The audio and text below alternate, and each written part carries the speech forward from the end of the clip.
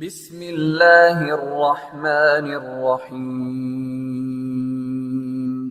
رب زدنی علما۔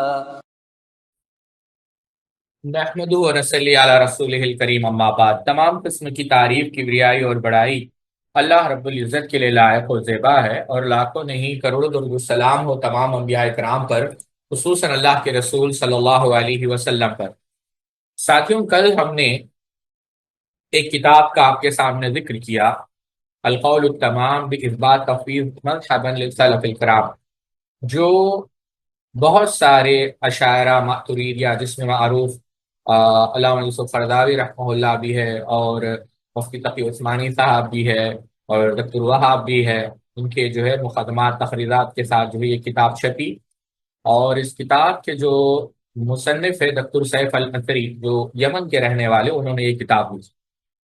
آج انشاءاللہ پہلی چیز جو ہم ذکر کرنا چاہیں گے، کیونکہ یہ اصل ہمارے بحث سے متعلق ہے، کہ کیا آیا تفویض سلف کا منہج تھا یا نہیں تھا؟ ٹھیک ہے۔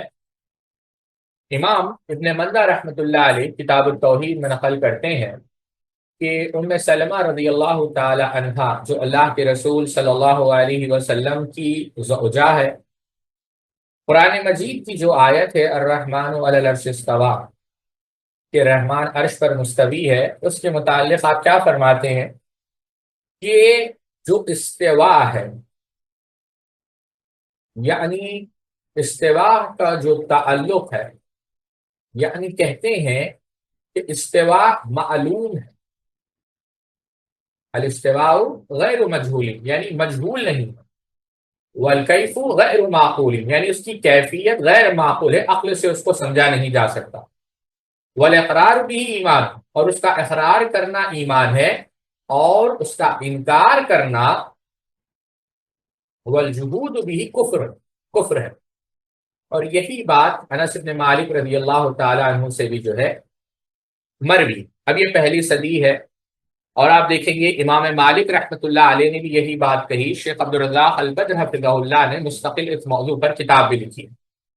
یہاں پر اس موضوع میں آگے بڑھنے سے پہلے ساتھیوں، ایک سوال، دو سوال جو آئے ہیں اس کو ہم حل کرنا چاہیں گے۔ پہلا سوال جو پچھلے درس کے متعلق آیا تھا، کہ آیا جب یہ فتنے پھیل رہے تھے، جیسا ہم نے ذکر کیا کہ ایک مرحلہ 37 ہجری تک کیونکہ خلفاء راشدین کا تھا، اور علماء موجود تھے، فقہا موجود تھے، کبار صحابہ موجود تھے، تو اس کے اندر اتنا جو ہے فتنہ نہیں ہوا۔ ہاں البتہ پھر سیدنا عثمان ابن عفان رضی اللہ عنہ کی شہادت کے بعد مسائل اور فتنے بڑھ چکے تھے۔ دوسرا جو مرحلہ تھا، جیسا دکتور احمد الغامدی نے ذکر کیا، کہ 37 سے 100 ہجری کا، جس میں خوارج، شیعہ، قدریہ، مرجیہ، یعنی یہ جو قدریہ کا جو بانی تھا معبد الجہنی، مرجیہ کا جو بانی تھا غیلان، پھر روافض عبداللہ ابن سبا، یہ جو تھا، یعنی جیسا خوارج تھا کبیرہ گناہ سے جو ہے کافر ہو جانا، پھر رجوع اس کے رد عمل میں آیا، تو اس کے چھوڑے۔ تیسرا مرحلہ 100 سے 150 ہجری کے معتزلہ، جہمیہ، اور پھر مقاتلیہ، یعنی واصل ابن عطا، جعد ابن درہم، جہان ابن صفوان، مقاتل ابن سلیمان۔ یہاں پر ایک بات یاد رکھیے ساتھیوں، کہ جو مقاتلیہ تھے وہ اصل میں جہمیہ کے ردت الفعل یعنی رد عمل میں ہیں۔ یعنی ایک طرف مکمل انکار، غلو، اور اس بات کے اندر اتنا غلو کی تشبیہ لازم آ جائے۔ پھر ایک نقطہ جو آپ کو یہاں پر یاد رکھنا ہے، کہ یہی مقاتلیہ مجسمہ کے رد عمل میں جو لوگ آئے وہ اشاعرہ ماتریدیہ، یعنی تعویل کا جو مرحلہ وہاں پر شروع ہو گیا۔ البتہ 150 سے 232 اور 234 ہجری کا مرحلہ تھا، اس میں کوئی نیا فرقہ تو وجود میں نہیں آیا، لیکن پہلے چار میں جو ہے اور فرقے بن گئے، جس کی تفصیل ہم نے ذکر کی تھی۔ یہ اختصار ہے۔ اچھا، اس میں دو سوالات آئے ہیں، اور ہم اس کا جواب دے کر آگے بڑھتے ہیں۔ پہلا تو یہ کہ جب یہ فتنے اٹھے تو کیا علماء نے اس کا رد نہیں کیا؟ یہ پہلا سوال ہے۔ دوسرا سوال یہ تھا کہ جس طرح اعتزال کے بانیوں کا ذکر کیا گیا، جہم بن صفوان کے پیروکار کا ذکر کیا گیا، کیا مشبہہ بھی، مجسمہ بھی، جو اللہ تعالیٰ کے لیے جو ہے تقسیم کے شکار ہو گئے، کیا وہ بھی پائے جاتے ہیں؟ یہ دو سوالات۔ تو جہاں تک پہلا سوال ہے کہ کیا علماء نے ان کا رد کیا یا نہیں کیا، ساتھیوں اگر علماء ان کا رد نہ کرتے تو آج تک یہ لوگوں کے مذاہب ہوتے۔ ہاں، بعض ان کے افکار، بعض ان کے اثرات پائے تو جاتے ہیں، لیکن جیسے اس دور میں تھے ویسے پائے نہیں جاتے، یعنی ایک حد تک نہ کے برابر۔ تو یہ اس بات کی دلیل ہے کہ اہل علم نے بھرپور ان کا تعاقب کیا، اہل علم نے ان کا رد کیا۔ میں یہاں پر ایک مثال دینا چاہوں گا۔ جو جعد ابن درہم تھا، ابن عساکر رحمۃ اللہ علیہ نے البدایہ والنہایہ میں، اور تاریخ دمشق میں، اور ابن کثیر نے بھی البدایہ والنہایہ میں ان کے حوالے سے لکھا کہ جعد ابن درہم جو تھا وہ وہب ابن منبہ کے پاس آیا جایا کرتا تھا۔ وہب ابن منبہ رحمۃ اللہ علیہ، جن کا انتقال 110 ہجری میں ہوا، جو سیدنا ابو ہریرہ رضی اللہ عنہ کے شاگرد تھے، اور وہاں پر جاتا تھا، بحث و مباحثہ کرتا تھا، حتیٰ کہ وہب ابن منبہ رحمۃ اللہ علیہ نے ایک دن ان سے کہا کہ تمہارے لیے خسارہ ہے جعد، تمہارے لیے بربادی ہے، تم جو ہے اس سے اعراض کرو، کیونکہ تم قیامت کے دن خسارہ اٹھانے والوں میں سے رہو۔ کیونکہ یہ جو اللہ تعالیٰ کی صفات ہے، اگر اللہ تعالیٰ ہمیں اس بات کی خبر نہ دیتا کہ اللہ تعالیٰ کے ہاتھ ہے، اللہ تعالیٰ اگر ہمیں اس بات کی خبر نہ دیتا کہ اللہ تعالیٰ کی آنکھ ہے، اللہ تعالیٰ اگر ہمیں اس بات کی خبر نہ دیتا کہ اللہ تعالیٰ کی ذات نفس ہے، اللہ تعالیٰ اس بات کی ہمیں خبر نہ دیتا کہ اللہ تعالیٰ سنتا ہے، اور مثالیں وہ دیتے گئے، صفات کو وہ بیان کرتے گئے، اگر اللہ تعالیٰ خبر نہ دیتا تو ہم اس کو ثابت نہیں کرتے۔ ہم ان صفات کو اس لیے ثابت کر رہے ہیں کہ اللہ تعالیٰ نے ہمیں خبر دی ہے اور اس پر ایمان لانے کا حکم دیا۔ اور اس کے بعد خود وہب بن منبہ رحمۃ اللہ علیہ نے کہا کہ بعد میں جو ہے جعد بن درہم جو ہے اس کو جو ہے قتل کر دیا گیا۔ بہرحال علماء جو ہے ان کا رد کرتے ہوئے آئے ہیں، یہ بات میں آپ کو بتانا چاہتا ہوں۔ اور آپ تاریخ اٹھا کر دیکھ لیں، اسماء و صفات کے متعلق کتابیں لکھی گئی ہے ساتھ۔ ہاں، البتہ ایک بات یہاں پر بتانا چاہوں، بعض کتابیں تو ان کے خلاف علماء نے جو کام کیا ہے، آپ کو مناظرے، احمد ابن حنبل کو آپ لے لیں، واضح ایک مثال ہے، بہت سارے، لیکن اگر آپ کتابوں کو دیکھنا چاہیں تو بڑی لمبی فہرست ہے۔ میں سمجھتا ہوں 10 مجلسیں بھی جو ہے ناکافی ہوگی ان کتابوں کو جو ہے بیان کرنے کے لیے۔ ہزاروں کی تعداد میں کتابیں آپ کو ملے گی، اور اللہ اکبر، اللہ ہی بہتر جانتا ہے کہ کتنی کتاب، بہت ساری کتابیں ایسی ہوں گی ساتھیوں جو مطبوع یعنی پرنٹ ہو چکی ہے، ہمیں علم نہیں۔ بہت ساری کتابیں ایسی بھی ہوگی جو ابھی پرنٹ نہیں ہوئے، مخطوطات کی شکل میں ہے۔ بہت ساری ایسی کتابیں جو مفقود یعنی ضائع بھی ہو گئی ہوگی۔ تو اللہ ہی بہتر جانتا ہے کہ کتنی کتابیں جو ہے اس دور میں ان اہل بدعت کے خلاف لکھی گئی اور اہل سنت والجماعت کے موقف کو خاص کر اسماء و صفات کے باب میں لکھی گئی۔ بنیادی طور پر سامعین اکرام، ان کتابوں کو جو ہے 3 حصوں میں یا 3 قسموں میں جو ہے تقسیم کیا جا سکتا ہے، کلاسیفیکیشن آپ کہہ لیں۔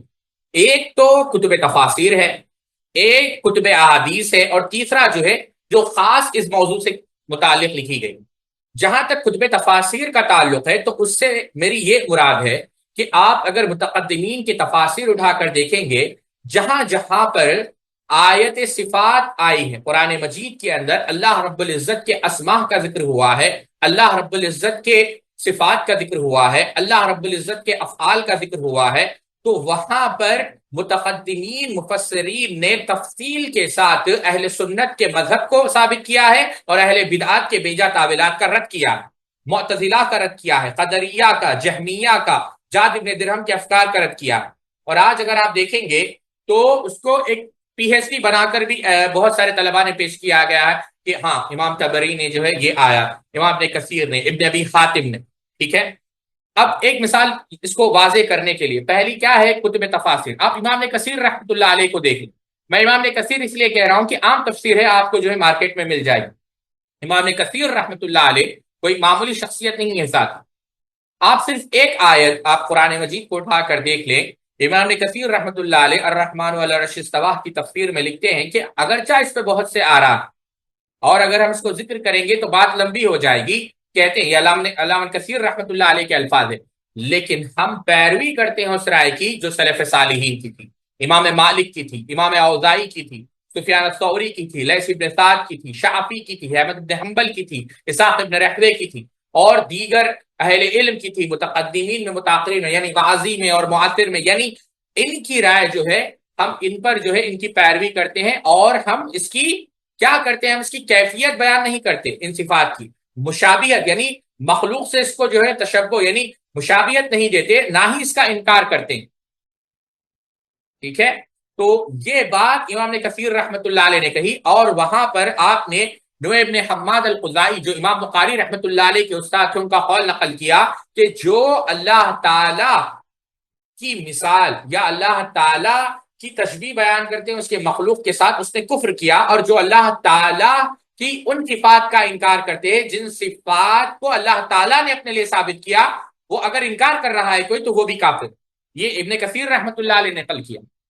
بلکہ اگر آپ دیکھیں ابن کثیر رحمت اللہ علیہ کا مقام سمجھنے کے لیے، ابن کثیر رحمت اللہ علیہ کا مذہب کیا تھا، البدایہ والنہایہ کے اندر ابن کثیر رحمت اللہ علیہ نے لکھا ہے کہ ہمارے جو شیخ تھے، ہمارے جو استاد تھے تہذیب الکمال کے مؤلف حافظ مزی رحمت اللہ علیہ، جب وہ دارالحدیث اشرفیہ کی مسند پر بیٹھے جلوہ افروز ہوئے تو ایک بڑی تعداد جو ہے دارالحدیث اشرفیہ کو جو ہے انہوں نے آنا چھوڑ دیا۔ کیوں ساتھیوں؟ کیونکہ امام مزی رحمت اللہ علیہ کا عقیدہ سلفی عقیدہ تھا، اور ان سے پہلے اس مسند پر ان سے بڑا کوئی محدث نہیں بیٹھا تھا، لیکن کیونکہ اشاعرہ یعنی آپ اندازہ کریں ان کے درس میں اشاعرہ کو وحشت ہوتی تھی، یہ میرے الفاظ نہیں، ابن کثیر رحمت اللہ علیہ کے الفاظ، اور حتیٰ کہ آپ کو جو ہے امام مزی رحمت اللہ علیہ کو کہاں ڈالا گیا ساتھیوں؟ امام مزی رحمت اللہ علیہ کو جیل میں ڈالا گیا۔ بلکہ یہ بات آئی ہے ایک اور میں آپ کو دلچسپ مناظرہ نقل کرتا ہوں۔ ابن کثیر رحمت اللہ علیہ نے حافظ عبد الغنی مقدسی کے متعلق لکھا، جو 595 ہجری کے قریب، جو دمشق کی جامع مسجد تھی جس کو جامع اموی کہا جاتا تھا، وہاں پر 4 مصلی تھے ساتھ، یعنی 4 فقہی مسالک تھے۔ تو عبد الغنی المقدسی رحمت اللہ علیہ جو ہے حنبلی مصلی پہ جو دروس دیا کرتے تھے، اور اسماء و صفات کو جو ہے آپ جیسا امام اہل سنہ امام احمد بن حنبل الرحمہ کا عقیدہ تھا وہ بیان کرتے تھے۔ تو جو دوسرے مذاہب کے لوگ تھے، قاضی ابن ترکی ہے یا ضیاء الدین خطیب دولائی ہے، یہ جو ہے وہ برداشت نہیں کر سکتے تھے۔ تو انہوں نے کیا کیا، جو اس وقت کا حاکم تھا سارم الدین برغش، اس کے پاس وہ گئے اور مناظرہ ہو۔ حافظ عبد الغنی مقدسی اور حافظ عبد الغنی مقدسی رحمہ اللہ نے بری طریقے سے ان لوگوں کو جو شکست دے، اور جب حافظ عبد الغنی مقدسی رحمت اللہ علیہ نے ان کو شکست دے دی تو امیر سارم الدین نے ان کو جو ہے جلا وطنی نے نکال دیا اور جلا وطن کر دیا، اور حنابلہ کے ممبر کو جو ہے برباد کر دیا گیا، ان کی کتابوں کو، ان کے علمی مواد کو، ان کے تراث کو جو ہے یعنی جلا دیا گیا، حتیٰ کہ ظہر کی نماز پڑھنے نہیں دی گئی، بلکہ حنبلیوں کے لیے ظہر کی نماز نہیں، اور ان کو جو ہے ان کے اوپر یوں سمجھے آپ ایک پابندی لگا دی گئی۔ تو ابن کثیر رحمت اللہ علیہ بات یہ عرض کر رہا تھا، اگر آپ کتب تفاسیر اٹھا کر دیکھ لیں، خود عبد الغنی مقدسی رحمت اللہ علیہ کے متعلق یہ بات ابن کثیر نے، اور بھی تفصیل آپ دیکھنا چاہیں تو ان کا ترجمہ اٹھا کر دیکھ لیں البدایہ والنہایہ۔ پھر اسی طریقے سے جو علامہ تیمیہ رحمت اللہ علیہ کے بھائی تھے شرف الدین اور زین الدین، جب سلطان سالار کے سامنے جو ہے ان کو لایا گیا تو ابن مخلوف جو مالکی تھے، دونوں کے درمیان مناظرہ ہوا، شیخ الاسلام نے تیمیہ علیہ الرحمہ کے بھائی اور ابن مخلوف المالکی۔ تو وہاں بھی ابن کثیر رحمت اللہ علیہ نے لکھا ہے کہ ابن مخلوف المالکی کے جو دعوے تھے باطل تھے، اور جو یہ بحث ہوئی عرش کے متعلق، کلام کے متعلق، نزول کے متعلق، اس میں حق بجانب کون تھے؟ ابن تیمیہ رحمت اللہ علیہ کے بھائی۔ تو کس بات پر دلیل ہے کہ ابن کثیر کیا تھے؟ سلفی تھے۔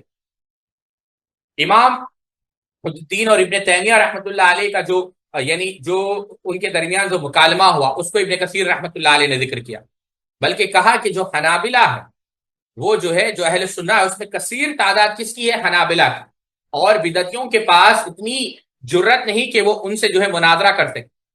پھر ابن تیمیہ رحمت اللہ علیہ کا اور صفی الدین ہندی کا جو مناظرہ ہوا وہ آپ نے ذکر کیا، اور اس میں بھی آپ نے ابن تیمیہ رحمت اللہ علیہ کی تعریف۔ آپ سمجھ رہے ہیں میری بات؟ یعنی ابن تیمیہ رحمت اللہ علیہ کے معتقد تھے علامہ کثیر رحمت اللہ علیہ۔ تو یہ آپ دیکھنا چاہیں پھر جو کمال الدین زملکانی تھے، جو یہی صفی الدین ہندی کے شاگرد تھے، علامہ کثیر رحمت اللہ علیہ نے لکھا ہے کہ ابن تیمیہ اور کمال الدین ابن زملکانی دونوں کا مناظرہ ہو، اور آخر میں کمال الدین ابن زملکانی نے علامہ تیمیہ رحمت اللہ علیہ کے عقیدے کو، یعنی جو اہل سنت والجماعت کا عقیدہ تھا اس کو انہوں نے اپنایا، اور ابن تیمیہ رحمت اللہ علیہ نے ان کی تعظیم کی۔ پھر ابن کثیر رحمت اللہ علیہ نے جو یعنی جو معنی اشاعرہ اور جہمی لیتے ہیں کہ استواء کا معنی کیا ہے غلبہ، اس کا رد کیا کہ یہ معنی درست نہیں ہے۔ پھر ابن کثیر رحمت اللہ علیہ نے تعویل کا، تحریف کا رد کیا، آپ تفسیر اٹھا کر دیکھیں۔ اور پھر وہ پورے مناظرے جو میں تو اختصار کے ساتھ ذکر کر رہا ہوں، جو اشاعرہ جتنا جو ہے اشاعرہ کا جو تعصب تھا وہ آپ نے ذکر کیا۔ بتانا مقصد یہ ہے ساتھیوں کہ ایک تو وہ کتابیں ہیں جو سبحان اللہ یعنی کتب تفاسیر میں، آپ وہ اٹھا کر دیکھ لیں۔ اچھا دوسرے آپ حدیث کو اٹھا کر دیکھ لیں، مثال کے طور پر آپ صرف ابن ماجہ آپ اٹھا کر دیکھ لیں ساتھ، یا امام بخاری کی کتاب التوحید اٹھا کر دیکھ لیں۔ ابن ماجہ میں اس لیے کہہ رہا ہوں، آپ اس کو اسائنمنٹ کے طور پر کریں۔ ابن ماجہ رحمت اللہ علیہ کی کتاب السنہ آپ اٹھا کر دیکھیں، باب نمبر 13، اس میں یعنی آپ نے یہ باب باندھا ہے کہ کن کن چیزوں کا جو ہے جہمیہ نے انکار کیا۔ باب فیما انکرات الجہمیت، انکرات الجہمیت یعنی وہ چیزیں جس کا انکار جہمیہ نے کیا، اور آپ نے وہاں پر احادیث نقل کی، آپ سمجھ رہے ہیں۔ تو یہ جو ہے کتب احادیث کے اندر بھی جو ہے اہل علم نے اللہ تعالیٰ کے اسماء و صفات کو ثابت کیا، اہل بدعات کا رد کیا۔ امام نسائی رحمۃ اللہ علیہ کی جو سنن الکبریٰ ہے، آپ دیکھیں ترتیب کے ساتھ، بلکہ بعض اہل علم نے کہا ہے کہ امام نسائی جو ہے، اس سے اختلاف ہو سکتا ہے کہ پہلی وہ شخصیت ہے جس نے باضابطہ ترتیب دے کر جو ہے اللہ تعالیٰ کے اسماء و صفات کو ذکر کیا۔ النصیحہ یعنی اگر ہم دیکھتے جائیں تو بہت ساری کتابیں، ٹھیک ہے، اسماء و صفات کے باب، آپ محمد ابن خلیفہ التمیمی کی بعض کتابیں بھی میں ذکر کر رہا ہوں۔ تو دوسری قسم آپ سمجھ گئے کہ کتب احادیث میں ہی مستقل کتابیں، کتاب التوحید جہمیہ کے رد میں، معتزلہ کے رد میں باندھی گئی، اور احادیث کو لا کر، قرآن مجید کی آیتوں کو لا کر باطل فرقوں کا رد کیا گیا۔ اور تیسری وہ قسم کی کتابیں ہیں جو مستقل اس موضوع پر لکھی گئی۔ آپ اگر متاخرین میں دیکھ لیں اور متقدمین میں دیکھ لیں، جو فہرست ابھی ہمارے پاس موجود ہے، محمد ابن خلیفہ تمیمی کی جو تعلیقات ہے عقیدہ واسطیہ پر، پھر محمد التویجری کی جو شرح ہے کتاب التوحید کی، پھر التعلیق الاسنی علی منظومہ اسماء اللہ الحسنی جو مبارک بن عبداللہ المسید کی کتاب ہے، آیات الاستواء جو فہد رحمہ اللہ کی کتاب ہے، الموارد العلمیہ علی ابن تیمیہ، واسجد واقترب فاتح عبد الکریم کی، عقیدہ اہل السنہ والجماعہ فی صفات اللہ المقابلہ عبد القادر الصابری رحمہ اللہ کی کتاب۔ پھر اسی طریقے سے ایک کتاب جو انشاءاللہ ابھی جسے ہم بعض قواعد ذکر کریں گے، جو مجسٹر کا مقالہ تھا، جو پچھلی مجلس میں بھی ہم نے ذکر کیا کہ ابن تیمیہ کا جو موقف تھا۔ پھر تقریب العقیدہ الواسطیہ، ٹھیک ہے، موسوع الاسماء الحسنی شیخ تویجری کا جو 4 جلدوں میں، الرد علی الجہمیہ ابن مندہ رحمہ اللہ کی کتاب، انہ اللہ شریف فوزی سلطان کی کتاب، عقیدہ الاشاعریہ حسان رحمہ اللہ کی کتاب جو اشاعرہ کے رد میں، اور شیخ فیصل جاسم کی بھی ایک کتاب ہے کہ اشاعرہ میزان میں، کتاب صفات رب العالمین ابن محب المقدسی رحمہ اللہ کی کتاب، کتاب التعریفات الاعتقادیہ سعد بن محمد الرحمہ کی کتاب، لوامی البینات یعنی جو اللہ تعالیٰ کے نام قرآن میں ہے اس کو جمع کیے گئے، عبد الجلیل رحمہ اللہ کی کتاب، جھوٹ شیخ الاسلام تیمیہ فی باب الاسماء والصفات، شیخ سعید السعیدی کی کتاب کہ ابن تیمیہ کی جو محنت تھی، عقیدہ اہل السنہ والجماعہ فی افعال اللہ، خالد العلامہ کی کتاب، القطوف الجنیہ شرح العقیدہ الواسطیہ شیخ عبید اللہ جابری کی جو شرح ہے، مختصر بیان تلبیس الجہمیہ جو ابن تیمیہ مختصر شیخ عبداللہ الفیفی کی کتاب، الوجیز فی ذکر صفات ربنا القوی العزیز ماہر مقدم کی کتاب، مختصر صواعق المرسلہ ابن قیم کتاب العرش امام ذہبی، مذہب اہل تفویض فی نصوص صفات، یہ یاد رکھیں احمد القاضی کہ کیا تفویض مذہب تھا، اس کا رد کیا۔ اور کتاب الاعظم شیخ اصبہانی کی کتاب المجلہ فی شرح القواعد المثلی للعثیمین، یہ القواعد المثلی ضرور آپ لوگ پڑھیں، انٹرنیٹ پر اردو میں بھی اس کی شروحات ہے، بہت ہی بہترین کتاب ہے۔ شیخ حسین بہت بہترین انداز میں، اللہ ان کی قبر پہ کروڑوں رحمت فرمائے، شیخ محمد ابن صالح العثیمین رحمہ اللہ نے اس موضوع کو یعنی قواعد اسماء و صفات سمجھایا، آپ اس کو پڑھیں ضرور۔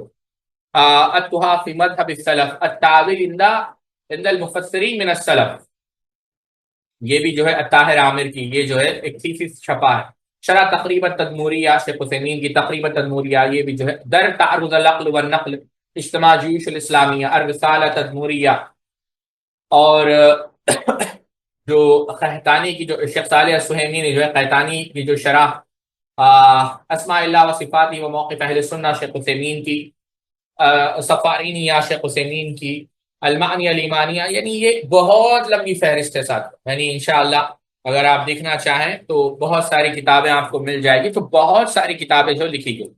تو اختصار کے ساتھ ہم موضوع کو پورا اگر اس کو دہرائیں تو دو چیزیں ہیں ساتھیوں، کہ اہل سنت والجماعت کے علماء نے رد کیا، اور دوسرا کہ اہل سنت والجماعت کی جو کتابیں ہیں یہ تین نوعیت سے ہیں، اور تینوں نوعیتیں اختصار کے ساتھ ہم نے آپ کے سامنے ذکر کی، ٹھیک ہے۔ اب جو دوسرا سوال تھا آپ لوگوں کا کہ آیا کیا مجسمہ میں سے بھی ایسے لوگ تھے؟ ہاں بالکل اس طرح، لیکن ساتھیوں یہاں پر ایک بات آپ کو یاد رکھنا ہے کہ آیا مجسمہ واقعی میں تھے، کیونکہ یہ الزام تو شیخ الاسلام علامہ تیمیہ رحمۃ اللہ علیہ پر بھی لگایا جاتا، نام تو بہت آپ کو مل جائیں گے، محمد ابن سعد الابدری ہے، احمد ابن منصور ہے، محمد ابن احمد ابن قالوی ہے، ابو شعیب البلال ہے، المغیرہ ابن سعید العجلی ہے، ہشام الحکم ہے، بہت سارے۔ لیکن یہ بات بھی آپ کو دیکھنا ہے کہ آیا یہ الزام درست ہے یا نہیں، تو آپ پڑھیں تو آپ کو سمجھ میں آئے گا کہ یہ الزام صحیح ہے نہیں۔ مثال کے طور پر شیخ الاسلام نے تیمیہ کی طرف ایک مشہور واقعہ گڑھا جاتا ہے کہ نزول آپ نے جو ہے ممبر سے اتر کر، جھوٹ ہے، سراسر جھوٹ ہے، اس مسجد میں ممبر ہی نہیں تھا، جب آپ پڑھیں گے تو یہ سب جھوٹی بات ہے۔ تو مشبہہ کا الزام بھی دیا گیا، اور مشبہہ بھی موجود تھے، لیکن جن پر الزام لگایا گیا ہے تو ہمیں اس بات کی بھی تحقیق کرنا ہے آیا وہ واقعی مشبہہ تھے یا نہیں تھے، ٹھیک ہے۔ تو یہ دو سوالات تھے۔ چلے پہلی بات پر دوبارہ آتے ہیں کہ کیا تفویض سلف کا منہج تھا یا نہیں تھا۔ ابھی ہم نے دیکھا ام سلمہ رضی اللہ عنہ کا قول، امام ترمذی رحمۃ اللہ علیہ جو سبحان اللہ متقدمین میں سے ہے، یعنی امام بخاری کے شاگرد، وہ کیا کہتے ہیں، اہل علم میں سے بہت سے لوگوں نے اس حدیث کے بارے میں اور اس جیسی صفات کی دوسری روایت کے بارے میں اور باری تعالیٰ کے ہر رات آسمان دنیا پر اترنے کے بارے میں کہا کہ اس سلسلے کی روایت ثابت ہے، ان پر ایمان لایا جائے، ان میں کسی قسم کا وہم نہ کیا جائے اور نہ اس کی کیفیت پوچھی جائے، اور اس طرح مالک، سفیان ابن عیینہ، عبداللہ بن مبارک سے مروی ہے۔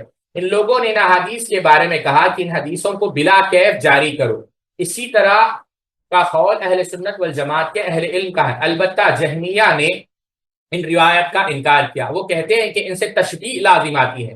اللہ تعالیٰ نے اپنی کتاب کے کئی مقامات پر ہاتھ، کان، آنکھ کا ذکر کیا ہے۔ جہمیہ نے ان آیت کی تعویل کی ہے اور ان کی ایسی تشریح کی ہے جو اہل علم کی تفسیر کے خلاف ہے۔ وہ کہتے ہیں کہ اللہ نے آدم کو اپنے ہاتھ سے پیدا نہیں کیا، دراصل ہاتھ کے معنی یہاں قدرت کے ہیں۔ تو یہ امام ترمذی رحمۃ اللہ علیہ کہہ رہے ہیں۔ امام ابو حنیفہ رحمۃ اللہ علیہ نے بھی، اب ائمہ اربعہ کو ہم چھوڑتے ہیں، تو پہلی چیز تو ساتھیوں، آیا یہ چیز کیا درست ہے کہ کیا تفویض مذہب ہے یا نہیں؟ تفویض مذہب نہیں ہے ساتھ، تفویض مذہب نہیں ہے۔ کیوں؟ میں وجہ بتاتا ہوں ساتھ۔ اگر آپ یہ کہہ لیں کہ تفویض مذہب ہے، اگر اس کو مان لیں، تو یہ کہنا کہ معنی بھی نہیں پتا، تو اس کا نقصان کیا ہوگا؟ جو کتاب یہاں پر ذکر کی گئی ہے کہ تفویض جو ہے سلف کا منہج ہے، اس کتاب میں ساتھیوں، پہلے تو اس کتاب کو ہم سمجھیں گے، پھر اس کے بعد ہم دوسرے موضوع پر آئیں گے۔ اس کے اندر اگر آپ دیکھیں، دکتور سلطان العمیری حفظہ اللہ نے اس کا جو مناقشہ کیا گیا ہے، شیخ دکتور سلطان العمیری جو ہے ام القریٰ یونیورسٹی کے جو عقیدے میں جو ہے پروفیسر ہیں اور بہت ساری کتابوں کے مصنف ہیں، ان پر جو بعض اہل علم، کبار اہل علم، شیخ عبد الرحمن البراق، شیخ عبداللہ سعد رحمہ اللہ، ان لوگوں نے جو ملاحظات پیش کیے ہیں، ہم کم علم لوگوں کے لیے مناسب نہیں کہ وہ پوری چیزیں آپ کے سامنے ذکر کرے، اور نہ ہی ہم اتنی قدرت رکھتے ہیں، اور نہ ہی بہرحال اس سے اعراض کرتے ہوئے دکتور سلطان العمیری حفظہ اللہ نے کہا کہ پہلی غلطی کیا ہے؟ الانتقاء الاجمالی، دوسری الانتقاء التفصیلی، تیسری القلب بین مفاہیم المختلفہ، التحقق، تحریف الاقوال، بہتر، اعراض، یعنی پہلی چیز یہ کہتے ہیں کہ اس کتاب کے اندر بس عمومی باتیں لی گئی، یعنی جو موضوع سے متعلق ہے اس کو چھوڑ دیا گیا، یعنی معنی کچھ اور ہے، یعنی ٹاپک اسپیسیفک ہے اور آپ جنرل سلیکشن کر رہے ہیں۔ دوسرا انتقاء التفصیل، الانتقاء التفصیلی، یعنی جو احوال نقل کیے گئے ہیں، درست بات یہ ہوتی ہے کہ تفصیل کے ساتھ پورے احوال رکھے جاتے ہیں، حالانکہ تفصیل کے ساتھ احوال نہیں رکھے گئے۔ تیسرا القلب بین مفاہیم المختلفہ، آپ ثابت کرنا چاہتے ہیں تفویض کو، لیکن آپ احوال لا رہے ہیں تفویض کے نہیں، کیفیت کی جو ہے نفی۔ تو تفویض کیفیت کے ہم بھی قائل ہیں، لیکن آپ کہہ رہے ہیں تفویض المعنی اور احوال نقل کر رہے ہیں، یعنی دو مختلف مفہوم کو آپ خلط ملط کر رہے ہیں، یعنی کنفیوز کر رہے ہیں۔ تیسرا تحکم، آپ جو ہے یہ کہہ رہے ہیں کہ پھر تفویض بھی آپ جو ہے اس کے اندر، یعنی اگر تفویض مان لیا جائے تو آپ کو یہ ماننا پڑے گا کہ ہر صفات کے اندر تفویض لازم ہے، لیکن پھر آپ خود کہہ رہے ہیں کہ بعض صفات میں تفویض نہیں ہے، تو پھر یہ کیا ہے؟ یہ جو ہے ایسی حد یا ایسی مطلق چیز کو آپ مقید کر رہے ہیں جو پھر ثابت شدہ نہیں ہے۔ پھر تحریف آپ کر رہے ہیں، یہ تو جو ہے اہل بدعت کا جو ہے شیوا ہے۔ پھر بطر، یعنی آپ کیا کر رہے ہیں؟ جو مخالف کے کلام ہے اس کو حذف کر رہے ہیں، اس کو اومٹ کر رہے ہیں۔ پھر ساتویں چیز اعراض کر رہے ہیں جو مخالف کے دلائل۔ عدل کا تقاضا یہ ہے کہ آپ جب کسی بھی شخص کا رد کرے تو اس کے دلائل کو آپ لائیں اور اسی طریقے سے لائیں جس طریقے سے اس نے پیش کیا، پھر آپ رد کریں۔ لیکن یہاں تو مکمل اعراض کیا جا رہا ہے۔ پھر تضاد، خود ان کے جو اقوال ہے، یعنی جو علماء کے اقوال انہوں نے نقل کیے ہیں وہ علماء خود تفویض کے قائل ہیں، وہ انشاءاللہ ہم ثابت کریں گے۔ تو یہ رہے 8 باتیں۔ پھر آتے ہیں دوبارہ جو اگر اس کو ہم تفصیل سے دیکھیں، پہلی چیز ساتھ میں، پہلی چیز یہ ہے، اگر ہم پھر اس کو تھوڑا تفصیل کے ساتھ رکھیں کہ سلف نے جو ہے جو صفات کو ثابت کیا وہ حقیقی معنی، جیسا آپ نے ذکر کیا، اور مجازی معنی۔ تو جب صفات کو حقیقی معنوں میں ثابت کیا، اس کا مطلب کیا ہے؟ صفات کا جو ہے معنی ان کو پتا تھا، یعنی، اور یہی بات امام طبری نے التعبیر فی معالم الدین اور ابن عبد البر نے تمہید کے اندر کہی۔ دوسری بات کہ ظاہر پر جو اس کو محمول کیا جائے گا، اور انہوں نے جو ہے ان لوگوں کا رد کیا جو ظاہر کا رد کرتے ہیں، تو اس کا بھی کیا معنی ہے؟ جیسے ابو القاسم اصبہانی رحمۃ اللہ علیہ نے کیا کہا کہ سلف کا مذہب یہ تھا کہ اس کو ظاہر پر محمول کیا جائے، اور ہم نے شیخ حسین رحمہ اللہ کا کلام بھی نقل کیا۔ تو یہ اس بات کی دلیل ہے کہ تفویض المعنی نہیں، تفویض الکیفیہ ہے۔ پھر تیسری چیز، سلف نے جس طریقے سے اہل بدعت کا رد کیا، سلف نے جس طرح اہل بدعت کا رد کیا، اہل بدعت کا رد کیوں کیا؟ اہل بدعت کا رد اس لیے نہیں کیا کہ انہوں نے جو ہے اللہ تعالیٰ کے اسماء و صفات کو جس طریقے سے حقیقی معنوں میں لیا، ظاہر نہیں، اس وجہ سے ان کا رد کیا کہ انہوں نے تعویل کی، جو ظاہر تھا اس سے ہٹ کر کچھ اور معنی لیا، تبھی جیسے جہمیہ ید کا معنی قدرت لیا، تبھی تو ان کا رد کیا۔ سمجھ رہے ہیں آپ میری بات؟ چوتھی چیز کہ انہوں نے جو ہے تفسیر، یعنی تفسیر کا جو ہے انہوں نے منہج اپنایا۔ تو اگر آپ دیکھیں جب اللہ تعالیٰ کے اسماء و صفات آتے ہیں، آپ سفیان ابن عیینہ رحمہ اللہ کو لے لیں، امام ترمذی کا اقتباس جو ابھی گزرا ہے، انہوں نے اس کو بیان کیا۔ اگر اس کو بیان کرنا یعنی خاموشی اختیار کرنا حق ہوتا تو پھر بیان کیوں کیا، تفسیر کیوں بیان کی؟ تو یہ بھی اس بات کی دلیل ہے کہ سلف کا مذہب تفویض المعنی نہیں تھا، تفویض الکیفیہ تھا۔ پانچویں، اور پھر بعض صفات کے متعلق ان کا کلام موجود ہے، یعنی آپ دیکھیں گے بہت ساری صفات پر جو ہے اس پر جو ہے ابھی کتابیں ہم نے ذکر کی۔ ایک مثال ہم یہاں پر لیں گے، ٹھیک ہے، تاکہ بات واضح ہو۔ صحیح بخاری کی حدیث ہے، آپ جانتے ہیں اللہ کے رسول صلی اللہ علیہ وسلم، کتاب التفسیر کے اندر یہ حدیث ہے، اللہ کے رسول صلی اللہ علیہ وسلم نے کیا کہا کہ جنت اور دوزخ نے بحث، دوزخ نے کہا کہ میرے پاس کون ہے، یعنی میں جو ہے متکبرین اور ظالموں کے لیے خاص کی گئی۔ جنت نے کیا کہا؟ میرے اندر کمزور اور کم رتبہ والے لوگ داخل ہیں۔ تو پھر اللہ تعالیٰ نے کیا کہا؟ اللہ تعالیٰ نے اس پر جنت سے کہا کہ تو میری رحمت ہے۔ کیا کہا؟ تو میری رحمت ہے، انت رحمتی، اور تیرے ذریعے میں اپنے بندوں، آپ سمجھ رہے ہیں، یعنی اللہ تعالیٰ نے کہا کہ تو میری رحمت ہے۔ اور دوزخ سے کیا کہا؟ انتی عذابی، کی تو میرا عذاب ہے. اور یہاں جنت اور دوزخ بھر گئے، دوزخ تو اس پر وقت تک نہیں بھرے گا. اور اللہ کے رسول صلی اللہ علیہ وسلم نے کہا، یہاں پر غور کریں، فَأَمَّا النَّارُ فَلَا تَمْتَلِئُ حَتَّى يَضَعَ رِجْلَهُ فَتَقُولُ قَدْ. دوزخ تو اس پر یعنی اس وقت تک نہیں بھرے گا جب تک اللہ رب العزت اپنا قدم اس نہیں رکھ دے گا، یعنی نہیں رکھ دے گا. اب آپ دیکھیں یہاں پر اللہ تعالیٰ کے صفت قدم کو جو ہے اللہ کے رسول صلی اللہ علیہ وسلم نے بیان کیا، اور یہ صحیح بخاری میں. یہ کہاں ہے؟ صحیح بخاری میں. اب آیا یہ چیز ساتھیوں آپ غور کریں، جب یہ بات بیان کی گئی تو اس کا معنی کیا ہے؟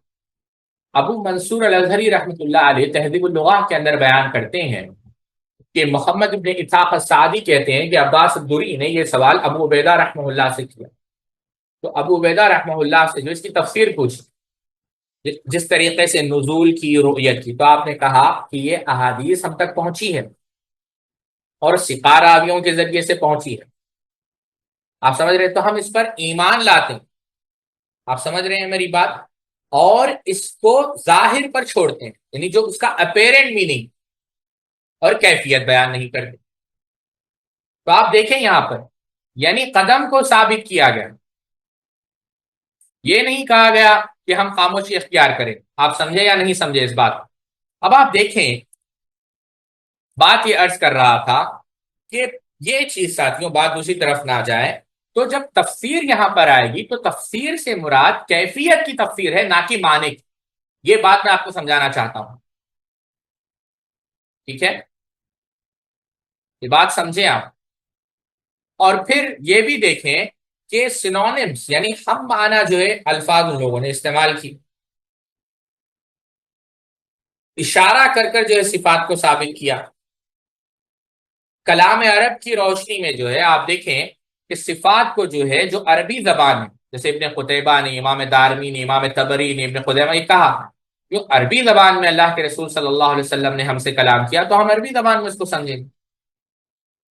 آپ سمجھ رہے ہیں میری بات؟ یہی وجہ ہے سلف نے بذاتی ہی کے جو ہے لفظ جو ہے انہوں نے بتایا یہ بات کیوں ثابت کرنے کے لیے کہ ہاں یہاں پر الرحمن اور عرش استوا اللہ تعالیٰ ذات کے اعتبار سے. اور جو یہ کہتے ہیں کہ ہمیں صفات کا معنی پتہ نہیں ہے تو ان کا رد کیا اسحاق بن راہویہ رحمۃ اللہ علیہ نے، تفویض المعنی کا رد کیا. اور اس سے مشابہت لازم نہیں آتی، سلف نے یہ بات بھی ثابت کی. تو یہ پوری چیز ہے. اگر ساتھیوں پھر بھی اگر اس کو سمجھ جائے، اگر ایک بات یاد رکھیں، اگر تفویض المعنی ہی ہوتا تو پھر اہل سنت والجماعت کو مجسمہ کیوں کہا جاتا؟ اہل سنت والجماعت کو مجسمہ اس لیے ہی کہا گیا کہ وہ تفویض المعنی نہیں مانتے، تفویض الکیفیہ مانتے، یہی تو وجہ ہے. تو اگر آپ دیکھیں تو تمام یہ دلائل، تمام یہ اقوال، ابھی دو بحثیں میں رکھوں گا آپ کے سامنے. ایک، بعض اہل علم کے اقوال نقل کروں گا، کم سے کم ایک 5-6. پھر اس کے بعد اس مسئلے پر ہم غور کریں گے کہ آپ جس بات کا دعویٰ کرتے ہیں کہ ہم امام حنیفہ رحمۃ اللہ علیہ کے پیروکار ہے، تو آیا، اور کیونکہ یہ اشاعرہ ماتریدیہ یا تو یہ کہتے ہیں کہ ہم امام شافعی رحمۃ اللہ علیہ کے پیروکار ہیں، یا تو یہ کہتے ہیں امام حنیفہ رحمہ اللہ کے پیروکار ہیں. تو ہم دو بحثیں ابھی کریں گے. پہلے تو یہ دیکھیں گے کہ آیا جو عقیدے کے کبار علماء تھے ان لوگوں نے کیا کہا، اور پھر خود دیکھیں گے کہ ائمہ اربعہ مفوضہ تھے یا نہیں تھے. چلیں، پہلی بات ساتھ مفوضہ. شیخ الاسلام علامہ تیمیہ رحمۃ اللہ علیہ کہتے ہیں وَثُمَّ طَائِفَةٌ ثَالِثَةٌ كَثُرَتْ فِي الْمُتَأَخِّرِينَ الْمُنْتَسِبِينَ إِلَى السُّنَّةِ يَقُولُونَ مَا يَتَضَمَّنُ أَنَّ الرَّسُولَ صلی اللہ علیہ وسلم لم يكن يعرف معاني ما انزل علیہ من القرآن كآیت الصفات بل لازم قولهم إذن أنه كان يتكلم بهذه الصفات ولا يعرف معانيها. ابن تیمیہ کہتے ہیں کہ ایک گروہ آیا، یعنی تیسرا گروہ، اور ان لوگوں نے اپنی نسبت سلف کی طرف کی، جیسا ابھی دکتر سیف نے کی کہ یہ سلف کا مذہب. اور ان کا دعویٰ کیا تھا؟ ان کا دعویٰ یہ تھا کہ نعوذ باللہ من ذالک اللہ کے رسول صلی اللہ علیہ وسلم نے بعض چیزیں جو آپ پر نازل کی گئی وہ آپ صلی اللہ علیہ وسلم نہیں سمجھتے تھے، جیسا کہ آیت صفات ہے، نعوذ باللہ من ذالک. اب یہی تو معنی ہے. اگر آپ یہ کہیں تفویض المعنی کیا ہوگا کہ ہمیں معنی پتا نہیں، تو کیا اللہ کے رسول کو معنی پتا نہیں تھا؟ یہ غلط بات، کیونکہ اس سے یہی لازم آ جائے گا کہ آپ صلی اللہ علیہ وسلم نے صفات کو بیان کیا، شیخ الاسلام نے کیا، اور صفات کو آپ سب نے نہیں سمجھا، حالانکہ یہ معنی ایسا نہیں. شیخ الاسلام ابن تیمیہ رحمۃ اللہ علیہ مجموع الفتاوی میں ہی لکھتے ہیں کہ اللہ تعالیٰ کے اسماء و صفات کے متعلق تخویف کے دو معنی. ایک تو صحیح معنی، وہ کیا ہے کہ اس کا مطلب یہ ہے کہ ہم الفاظ اور ان کے معنی کو تسلیم کرتے ہیں، لیکن ان کی کیفیت کا علم اللہ کے سپرد کرتے ہیں. ہم اللہ کے خوبصورت ناموں اور بلند صفات کو مانتے ہیں اور ان کے معنی پر ایمان رکھتے ہیں، لیکن ہمیں ان کی کیفیت کا علم نہیں. لہٰذا ہم یہ عقیدہ رکھتے ہیں کہ اللہ عرش پر مستوی ہوا حقیقی طور پر جیسا کہ اس کے شان کے لائق ہے، لیکن یہ استوا انسان کے افعال کی طرح نہیں ہے اور اس کی کیفیت ہمارے علم سے باہر ہے، غیر معقول ہے. اس لیے ہم اس کی کیفیت کا علم اللہ کے سپرد کرتے ہیں. امام مالک رحمۃ اللہ علیہ اور دیگر علماء سے جب استوا کے بارے میں پوچھا گیا تو انہوں نے فرمایا استوا معلوم ہے لیکن کیفیت نامعلوم. ٹھیک ہے، تو یہ صحیح معنی آپ سمجھ رہے ہیں. اچھا، امام عبد الباقی حنبلی کیا کہتے ہیں کہ صفاتی باری تعالیٰ کی کیفیت مجہول ہونے سے مراد یہ نہیں کہ اس کا اصل معلوم نہیں، بلکہ ایسا ہی ہے جیسا کہ ہم اللہ کے ہونے پر ایمان رکھتے ہیں لیکن اس کی کیفیت کی معرفت نہیں رکھتے. تو معنی معلوم ہے، کیفیت معلوم نہیں ہے. تو ابھی ساتھیوں پھر اس کو دوبارہ ہم دہراتے ہیں کہ تفویض کیف کے تفویض المعنی. تفویض کا مطلب کیا ہے؟ سپرد کرنا. تو امام تیمیہ رحمۃ اللہ علیہ کیا کہہ رہے ہیں؟ امام تیمیہ رحمۃ اللہ علیہ کہتے ہیں کہ صفاتی باری تعالیٰ کا معنی تو ہمیں معلوم ہے لیکن کیفیت ہم اللہ کے سپرد کرتے ہیں. سمجھ رہے ہیں آپ میری بات؟ یہ بات کو سمجھے آپ.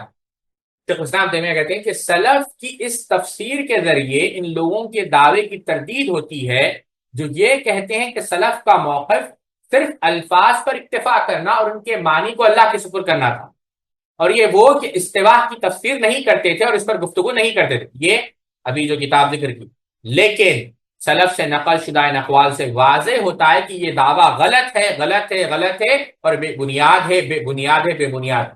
یہ جاننا بھی ضروری ہے کہ سلف کا استوا کے معنی کو ثابت کرتے اور عقیدہ رکھتے تھے کہ اللہ اپنے عرش پر مستوی ہے اور اس پر بلند ہوا، لیکن وہ استوا کی کیفیت کو اللہ تعالیٰ کے سپرد کرتے تھے کیونکہ اس کی حقیقت کو اللہ نے اپنے علم کے لیے خاص رکھا.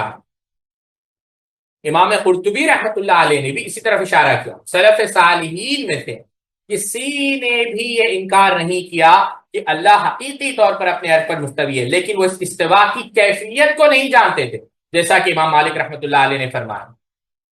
ٹھیک ہے، اب یہ کیا ہے ساتھیوں؟ اس بات سے کیا ثابت ہوتی کہ تفویض المعنی نہیں ہے، تفویض الکیفیہ. امام بغوی رحمۃ اللہ علیہ نے کیا کہا؟ ابھی دیکھیں بعض اقوال بات سمجھانے کے لیے.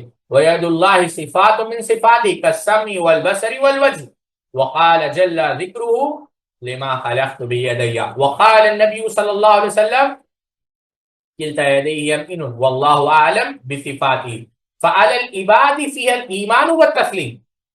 اللہ تعالیٰ کی صفات میں سے جیسے کہ جو ہے صفات انہیں اللہ تعالیٰ سنتا ہے، دیکھتا ہے، اللہ تعالیٰ کا چہرہ ہے، وجہ ہے، اسی طریقے سے یعنی اللہ تعالیٰ کی ایک صفت کیا ہے؟ ید، ہاتھ. تو ہمارا کام کیا ہے؟ ایمان لانا اور اس کو تسلیم کرنا. آپ سمجھ رہے ہیں میری بات؟ تو جب وہاں پر آپ یہ نہیں کہتے کہ تفویض المعنی ہے تو پھر یہاں پر کیوں کہہ رہے تفویض المعنی؟ جس طریقے سے سما و بصر کو آپ تفویض المعنی نہیں کہہ رہے ہیں تو پھر ان صفات کو کیوں کہہ رہے ہیں؟ خطیب بغدادی رحمۃ اللہ علیہ نے کیا کہا؟ وَأَمَّا السَّلَفِيَّةُ فعال ما حكى القطابي وابو بکر القطی وغيرهما قالوا. ابن تیمیہ کہتے ہیں مذهب السلف اجراء احاديث الصفات وآيات الصفات على ظاهرها مع نفي الكيفية وتشبيهها فلا نقول ان معنى اليد القدرة ولا ان معنى السمع العلم، یعنی سمع یعنی ترجمہ ہم بعد میں. وذلك ان الكلام في الصفات فرول الكلام في الذات یحتوی فیہ حظوہ ویتبع فیہ مثال. اذا كان اثبات الذات اثبات وجود لا اثبات كيفية فكذلك اثبات الصفات اثبات وجود لا اثبات كيفية.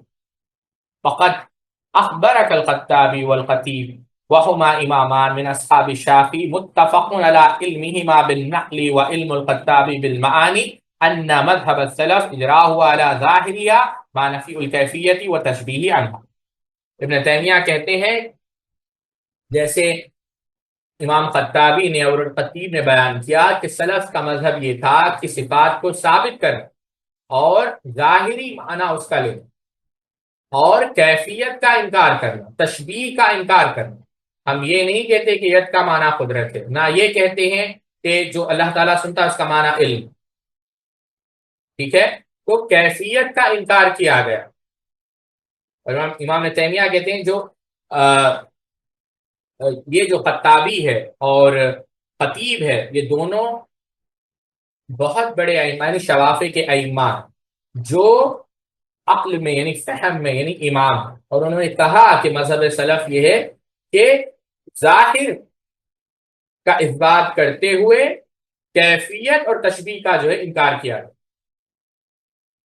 اور خود ابن تیمیہ نے کہا کہ ہم نے نہیں دیکھا اس کا کسی نے انکار کیا، اور یہی بات شیخ محمد ابن صالح العثیمین رحمۃ اللہ علیہ نے بھی کی، اور عثمان بن سعید رحمۃ اللہ علیہ نے بھی یہی، عثمان بن سعید الدارمی رحمہ اللہ نے بھی یہ کہ آپ نے تو بڑی پیاری بات کہی کہ فَإِن كُنَّا مُشَبِّهَةً عِندَكَ،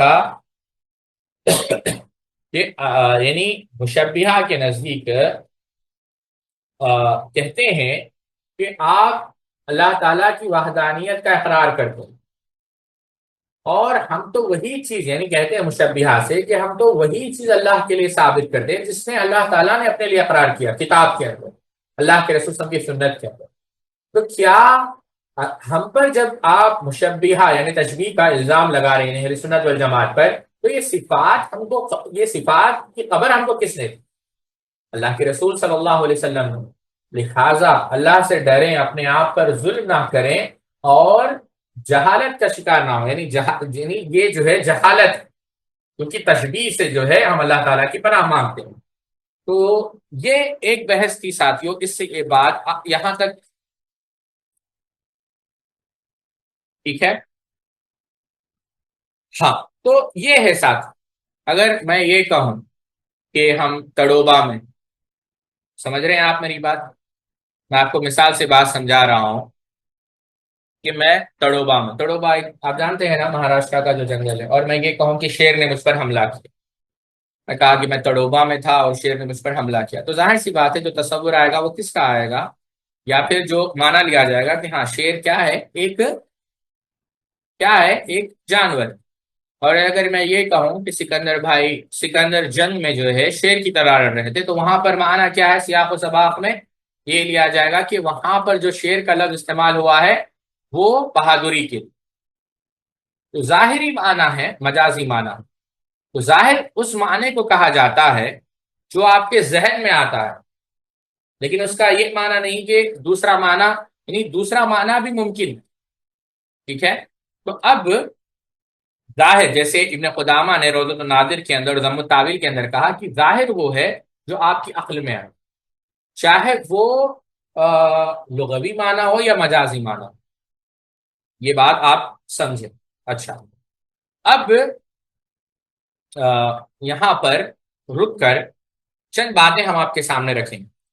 اگر تفویض المعنی، بعض لوگ جو ہے دھوکہ دیتے ہیں کہ یہ تفویض المعنی ہے، لیکن ایسا نہیں ہے صاحب۔ وہ یہ کہتے ہیں، اگر اقوال نقل کر دیے جائیں، آیا دیکھیے وکیع بن جراح رحمۃ اللہ علیہ نے کیا کہا۔ وکیع بن جراح امام دارقطنی رحمۃ اللہ علیہ کتاب الصفات میں نقل کرتے ہیں، جو آیت صفات ہے وہ جس طریقے سے ہمارے پاس پہنچے ہیں ہم اس کی کیفیت بیان نہیں کرتے، ٹھیک ہے، ہم اس پر ایمان لاتے۔ سفیان ابن عیینہ رحمۃ اللہ علیہ نے بھی یہی بات کہی کہ ہم اس کو ثابت، یعنی ہم اس پر ایمان لاتے ہیں، ثابت کرتے ہیں، اس کو روایت کرتے ہیں، اس کی کیفیت بیان نہیں کرتے۔ امام ظہری رحمۃ اللہ علیہ نے بھی ابن قدامہ ضم التاویل کے اندر نقل کرتے ہیں کہ ہم اس کو مانتے ہیں، یعنی کتاب و صفات کے نام دار قطنی۔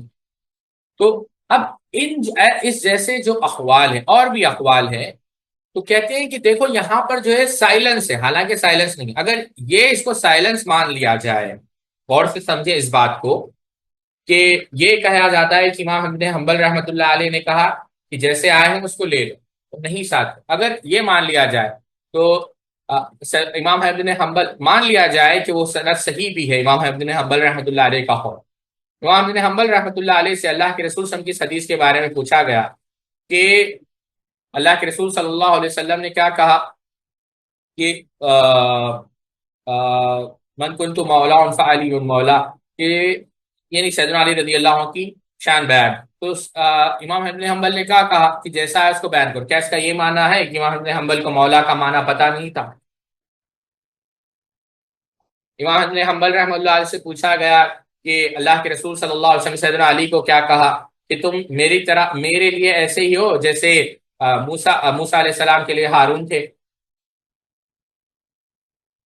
تو احمد بن حنبل نے کہا کہ اس کو ایسے ہی بیان، تو کیا اس کا یہ معنی ہے کہ احمد بن حنبل رحمۃ اللہ علیہ نہیں جانتے تھے؟